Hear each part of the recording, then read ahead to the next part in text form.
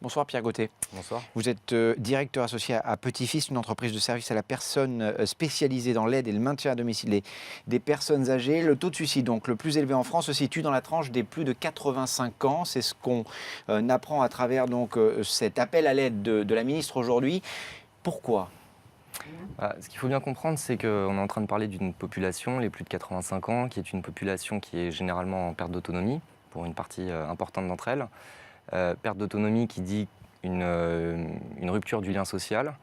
Une bonne partie d'entre elles aussi qui sont dans des situations de veuvage, dans des situations de maladie qui entraînent une souffrance physique, psychologique, et donc on comprend assez aisément que ça puisse entraîner donc, des comportements de suicide ou avant ça de dépression, de perte un peu de goût de la vie. On est seul, donc on est triste, on n'a plus goût à la vie, c'est ce que vous dites, et donc on passe à l'acte. Plus facilement peut-être quand on est âgé. Est-ce que c'est une pratique, comme le dit la ministre, en augmentation ces dernières années ? Moi, personnellement, dans mon activité quotidienne, je n'ai pas constaté d'augmentation. Il faut dire aussi que les personnes avec lesquelles je suis en contact sont des personnes à qui, justement, j'apporte un service qui vient pallier à cette perte d'autonomie et à cette rupture du lien social. Il nous est arrivé de rencontrer des cas comme celui-ci dans notre activité, depuis maintenant 5 ans qu'on l'exerce. Voilà, je n'ai pas le sentiment que ce soit particulièrement en augmentation depuis 5 ans. Maintenant, ce qui est vrai, c'est que pendant des périodes telles que l'été, je pense que le sentiment de solitude peut être particulièrement accentué. Qu'est-ce qui se passe l'été, justement ? Ce qui se passe l'été, concrètement, c'est que les personnes âgées qui sont en perte d'autonomie importante sont obligées de rester chez elles, là où toute la France part en vacances. Et que donc, les visites s'espacent et que on ressent d'autant plus le sentiment de solitude. Donc c'est un appel à la vigilance qui a été lancé tout à l'heure par la ministre. Qu'est-ce qu'on fait pour éviter les drames, tout simplement ? Alors, la première chose qu'on peut faire pour éviter les drames, c'est d'essayer de conserver ou de rétablir le lien social. Donc ça passe par la prise en charge de l'autonomie, essayer de pallier au manque d'autonomie, à la perte d'autonomie.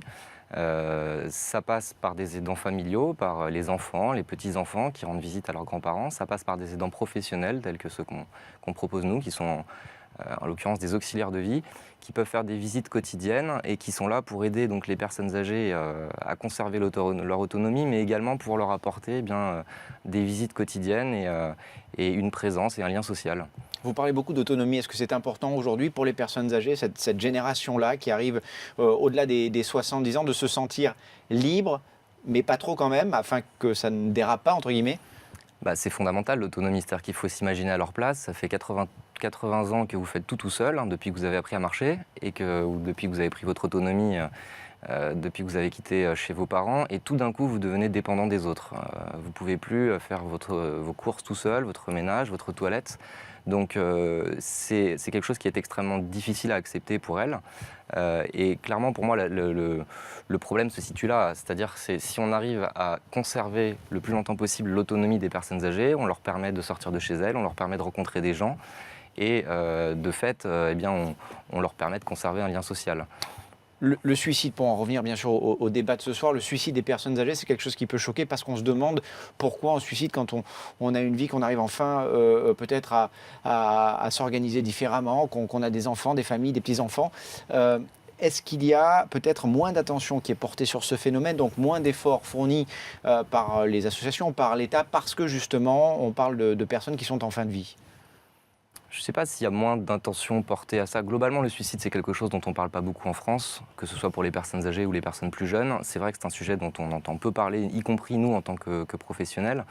Le fait que ce soit en fin de vie, c'est peut-être moins choquant. Néanmoins, je ne sais pas si vous vous souvenez, au moment de la canicule, il y avait beaucoup de personnes âgées qui étaient mortes. 15 000 environ, oui. Voilà, la France s'en était quand même beaucoup émue. Donc je ne pense pas que les gens soient indifférents au suicide des personnes âgées. Pas du tout. C'est juste un sujet qui est effectivement pas tellement évoqué.